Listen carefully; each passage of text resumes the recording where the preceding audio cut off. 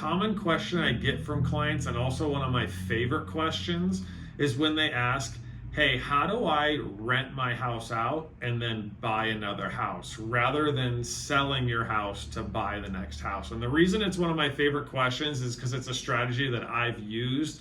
I've bought multiple houses and I've never sold a house before, because every time I take that home that I'm in and I turn it into a rental, and it's been a really successful strategy for me, and it's a really great strategy. It actually, from the loan side, it makes it all a lot easier, because when you're buying a primary residence, typically people are putting down maybe 5-10%.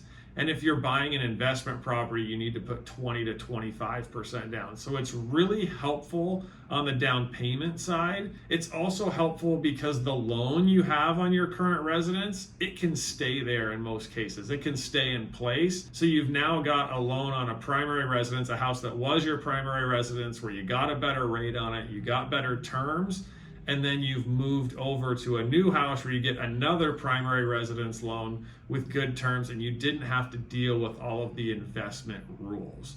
So it's something that I really highly recommend. Some of the problems that people run into is like, well, hey, Ronnie, how do I come up with the down payment to go buy that next house? And I'm gonna give you the simple answer first. The first place is always to start. The best thing you could do is save for it, right? Rather than taking on new debt. Save 5% for that new house and go buy it that way. If saving is not where you're at, if you don't have that savings to go buy that next primary residence, you actually can get cash out on your primary residence, doing a cash out refinance.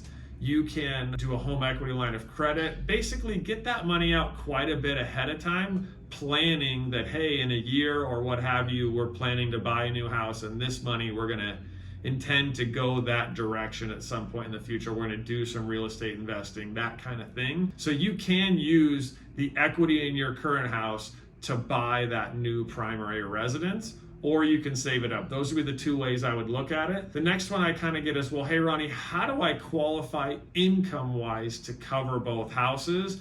Like, I don't have any rent from this house on my taxes in the previous years, so I don't have the income to do both houses. And we will actually count when you get a lease for your current home. So you have someone sign a lease saying they're gonna move in, say 2 or 3 months after you move out.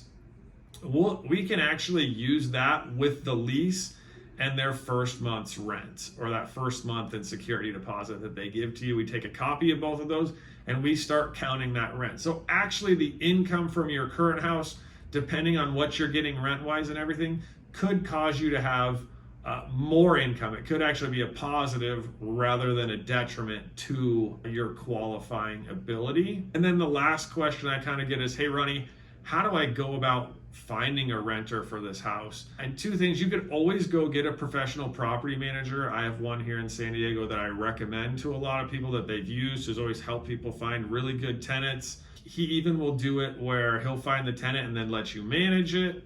Lots of ways to go that way. I actually have always done mine just myself.